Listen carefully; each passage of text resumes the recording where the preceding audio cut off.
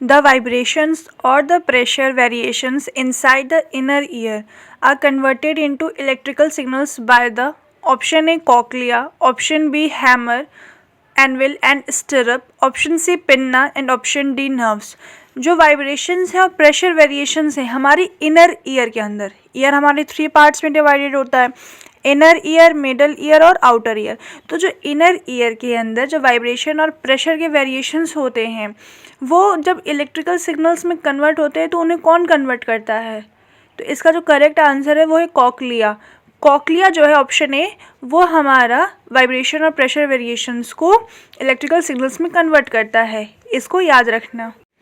Question number 13, it is due to which one of the following reasons that the body floats in a liquid? Option A when the weight of the body is exactly half of the weight of the liquid displaced, option B when the weight of the body is greater than the weight of the liquid displaced, option C when the weight of the body is equal to the weight of the liquid displaced, and option D when the weight of the body is less than the weight of the liquid displaced। हमसे question में पूछा है जब liquid में body floats करती है तो किस वजह से होता है, किस रीज़न की वजह से। ये सारे ऑप्शन से एक बार आप स्क्रीन पॉज करो, उसके बाद आंसर दो। तो जो करेक्ट ऑप्शन है वो है ऑप्शन नंबर सी। क्यों? क्योंकि जब लिक्विड डिस्प्लेस करता है और उसका जो वेट होता है और अगर वही वेट बॉडी का वेट है तभी, मतलब दोनों के वेट इक्वल होंगे तभी बॉडी जो है वो लिक्विड में फ्लोट्स कर पाएगी। समझे आप लोग? जब weight of the body is equal to the weight of the liquid displaced, आपने लिक्विड में वो बॉडी को डाला और उतना ही पानी वो बाहर डिस्प्लेस करेगा जितना वो बॉडी का वेट होगा। जब दोनों का वेट इक्वल तभी बॉडी फ्लोट करेगी। Question number 14, when a ball is thrown vertically upwards, its velocity keeps on decreasing. What happens to its kinetic energy when it reaches the maximum height?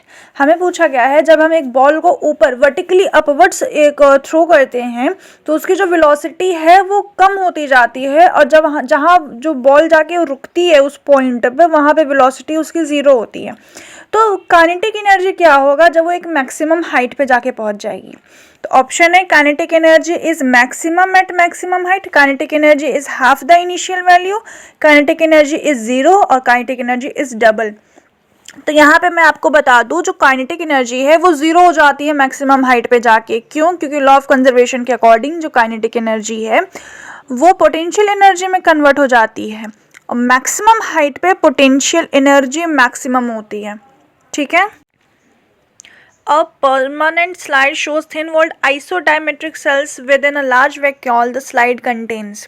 एक slide है, permanent slide है, उसमें जब हमने microscope के अंदर देखा तो हमें क्या देखने को मिल रहा है कि एक सेल है जिसका जो शेप है वो आइसोडायमेट्रिक है, थिन वॉल्ड है और उसके वैक्यूल बहुत ही लार्ज है। तो ये कौन सा सेल होगा? ठीक है। तो option A parenchyma cells, option B nerve cells, option C sclerenchyma cells and option D collenchyma cells. याद रखना जो पैरेन्काइमा सेल्स होती हैं वो वैरायटी ऑफ शेप्स की होती हैं, उसका वैक्यूल लार्ज होता है और उसकी जो सेल वॉल होता है वो बहुत ही ज़्यादा थिन होता है। तो उसका जो करेक्ट ऑप्शन है वो तो ऑप्शन ए है। लेकिन नर्व सेल्स कैसी होती हैं? वो ब्रांच्ड होती हैं। स्क्लेरेन्काइमा सेल्स कैसी होती हैं? थिक वॉल्ड होती हैं। और कोलेनकाइमा सेल्स कैसी होती है? कॉर्नर्स पे थिक होती हैं। तो ये सब चीज़ें अपने मेमोरी में याद रखना। ठीक है। नील क्रांति mission aims at enhancing the economic prosperity of the country by augmenting the production of which of the following? यहाँ पे कुछ इमेजेस दिए हुए हैं और बताया गया है जो नील क्रांति मिशन था उसका जो एम था कि वो इकोनॉमिक प्रॉस्पेरिटी बढ़ाएगी इसकी कंट्री की। तो इन सब में से किस चीज़ के यूज़ करके? हमारा ऑप्शन 1 ब्लू रेवोल्यूशन है, second white revolution, third green revolution और फोर्थ हॉर्टिकल्चर। तो इसका करेक्ट आंसर है क्या? Option number A which is 1 blue revolution. उसको हम क्या बोलते हैं? नील क्रांति मिशन, नील क्रांति यानी कि ब्लू रेवोल्यूशन। ठीक है। इसमें क्या था कि इकोनॉमिक प्रॉस्पेरिटी बढ़ानी है कंट्री की, फिशरीज और फिश फार्मर्स को कंट्रीब्यूट करके उनके फूड और न्यूट्रिशनल सिक्योरिटी को बढ़ाकर। तो इसका ऑप्शन ए करेक्ट है। अब हमारा स्टार्ट हो रहा है असर्शन रीजन टाइप क्वेश्चन। आप ये 4 जो ऑप्शंस हैं इनको मेमोरी में रखो, मतलब याद करके रखो। बाकी हम ऑल सारे पेजेस पे मैंने नहीं लिखे हुए हैं तो यहीं से आपको याद करना है। पहला क्या है? Both A and R are true and R is a correct explanation of assertion. Both assertion and reason are true but reason is not correct explanation of assertion. A is true but reason is false, assertion is false but reason is true। ये 4 options है, ठीक है, उसके according आपको answer करना है। हमारा पहला असर्शन है elements with valency 1 are always metals. Reason, metals are elements which loss electrons to form cations. जो एलिमेंट्स होते हैं जिनकी वैलेंसी 1 होती है, क्या वो हमेशा मेटल्स ही होते हैं? असर्शन यहाँ पे हमारा रॉन्ग है। क्यों? क्योंकि जो एल्कली मेटल्स हैं जो कि नॉन मेटल्स होती हैं और हैलोजेंस वो भी नॉन मेटल्स हैं, उनकी भी वैलेंसी क्या होती है? 1 होती है। तो यहाँ पे असर्शन हमारा गलत है। और जो रीज़न है, जो मेटल्स होते हैं वो हमेशा अपने इलेक्ट्रॉन्स को लॉस करते हैं कैटाइंस फॉर्म करने के लिए, विच इज़ करेक्ट। तो यहाँ पे ऑप्शन नंबर डी हमारा सही होगा। Assertion is false but reason is true. The shelled eggs swell up in a hypotonic solution, और रीज़न क्या है? An egg is rich in protein. जो डी शेल्ड एग होता है उसको जब हम हाइपोटोनिक सॉल्यूशन में डालते हैं तो एंडोऑस्मोसिस होता है। इसका मतलब बाहर सराउंडिंग में जो वाटर का मॉलिक्यूल है वो उसका कंसंट्रेशन बहुत ज़्यादा है, और जो एग के अंदर का जो वाटर मॉलिक्यूल का कंसंट्रेशन है वो बहुत कम है। इसकी वजह से एंडोऑस्मोसिस होता है। एंडो मतलब अंदर, सेल के अंदर ऑस्मोसिस हो रहा है।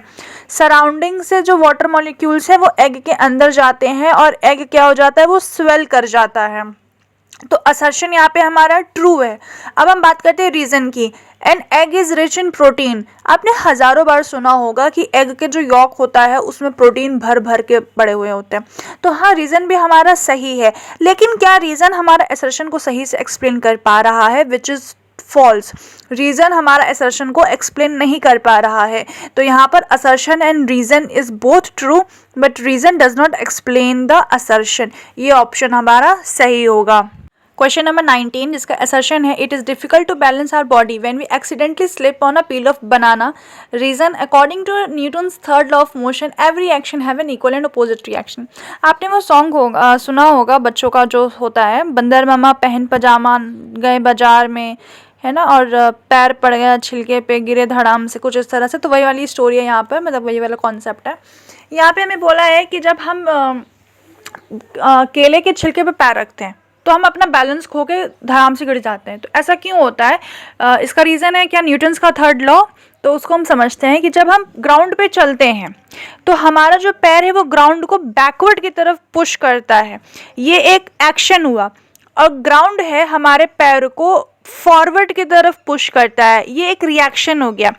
तो इस रिएक्शन फोर्स की वजह से हम फॉरवर्ड मूव कर पाते हैं। इतना समझ में आया? नहीं समझ में आया दोबारा पीछे जाके सुनो। लेकिन जब हमारा पैर केले के छिलके पे पड़ता है तो केले के छिलका जो होता है वो ग्राउंड पे फोर्स नहीं लगा पाता है पीछे की तरफ, जिसकी वजह से जो ग्राउंड है वो हमारे पैर पे भी कोई रिएक्शन नहीं कर पाता है। उसकी वजह से हम अपना बैलेंस खो देते हैं और बंदर मामा की तरह धड़ाम से गिर जाते हैं। तो इसका जो रीज़न है कि न्यूटन के थर्ड लॉ की वजह से every action has an equal and opposite reaction, उसी की वजह से हम चल पाते हैं। लेकिन अगर वो नहीं रहता है तो हम धड़ाम से गिर जाते हैं। तो यहाँ पे असर्शन भी सही है, रीज़न भी सही है और उसका एक्सप्लेनेशन भी सही है। अभी हमारा लास्ट MCQs का session. Reason, most plant tissues are dead. Reason क्या है? Due to sedentary existence of plants, dead cells provide mechanical strength more easily than live cells and need less maintenance. क्या most plant के जो tissues होते हैं वो dead होते हैं? हाँ, असर्शन सही है। क्यों? क्योंकि जो डेड सेल्स होते हैं ना वो बहुत ही ज़्यादा अच्छे तरीके से मैकेनिकल स्ट्रेंथ प्रोवाइड कर पाते हैं प्लांट्स को, जहाँ तक कि लाइव सेल्स वो नहीं कर पाते हैं। तो जिसकी वजह से हमारा असर्शन भी सही है, रीज़न भी सही है और हमारा रीज़न एक्सप्लेन भी कर रहा है असर्शन को। तो option number A is correct. अब हमारा सेक्शन 1 पूरी तरह से कंप्लीट हो चुका है। नाउ सेक्शन बी, जिसमें 21 से लेके 26 तक very short answer question types होंगे, जिसमें हर क्वेश्चन 2 मार्क्स का होगा। तो यहाँ पे क्वेश्चन नंबर 1 का ए पार्ट है, Siddhesh is helping his grandfather organise his storage closet and he notices that the naphthalene balls he placed inside last year have completely disappeared without leaving any solid residue. Curious about this, his grandfather asked him, why do naphthalene balls disappear over time without leaving any solid residue? हमारा जो main question है वो last line ही है, लेकिन वो पूरा ऊपर का वो दिया हुआ है स्टोरी कि सिद्धेश अपने दादाजी के साथ अपने कपड़े रख रहा था। आपने भी देखा होगा, आपकी जो मम्मी है या दादी, जो नानी जो भी होंगी, मामी मामा चाची चाची जो भी हो, वो जब कपड़े रखती होंगी सर्दियों में तो वो एक नैप्थलीन की बॉल्स आती हैं, उसको साथ में रख देती हैं, जिससे कीड़े वीड़े नहीं लगते, ऐसा वो लोग बोलती हैं, है ना। और ऐसा ही होता है। तो नैप्थलीन की बॉल्स अब जब 1 साल बाद या आप कुछ महीने बाद भी आप देखोगे तो नैप्थलीन की बॉल्स वहाँ नहीं मिलती हैं। आप टॉयलेट्स में भी आप नैप्थलीन के बॉल्स डालते हो, तो वो नैप्थलीन की बॉल्स जाती कहाँ है? नैप्थलीन तो एक सॉलिड है ना, अचानक से कैसे गायब हो सकती है? वहीं क्वेश्चन नंबर बी क्या कह रहा है? Give reason we can get the smell of perfume even while sitting several metres away. अगर हम कुछ मीटर की दूरी पे भी खड़े हैं तो हमें परफ्यूम की स्मेल आती है, इसका रीजन क्या है? तो पहले का आंसर है naphthalene easily undergo sublimation, that is change of state of naphthalene from solid to gas. Naphthalene जो है वो इजिली सब्लिमेशन प्रोसेस में जाती है। अब सब्लिमेशन क्या है, आधों को तो ये भी नहीं पता होगा। जब कोई सॉलिड बिना लिक्विड फेज में गए हुए गैसेस फॉर्म में चली जाए, ऐसे क्या होता है, सॉलिड से लिक्विड जाता है, लिक्विड से फिर गैसियस फॉर्म में जाता है। लेकिन अगर सॉलिड से डायरेक्टली वो गैसियस फॉर्म में जा रहा है तो इस प्रोसेस को बोलते हैं सब्लिमेशन। नैप्थलीन बॉल्स भी सब्लिमेशन ही करती हैं। क्यों? क्योंकि वो नैप्थलीन के बॉल्स सॉलिड होते हैं और अचानक से देखो तो वो गायब हो जाते हैं, तो वो सीधे वेपर फॉर्म कर लेते हैं। Solid to gas without the intervening liquid state, बीच में लिक्विड स्टेट नहीं आता है। 10 naphthalene balls form naphthalene vapour which disappears into the air with time without leaving any solid residue, बिना किसी सॉलिड रेसिड्यू को छोड़े हुए वे कुछ ही मिनट कह रही हूँ, कुछ महीनों में ही वो कुछ देर में वो वेपर फॉर्म में कन्वर्ट हो जाते हैं। इसलिए उसके ग्रैंडफादर को वहाँ पर नहीं मिला था नैप्थलीन के बॉल्स। सेकेंड क्या था कि हमें परफ्यूम की स्मेल क्यों आती है? तो बी है gaseous particles possesses high speed and move very rapidly in all directions. Gas के जो पार्टिकल्स होते हैं वो बहुत ही हाई स्पीड में इधर उधर बस मूव करते रहते हैं।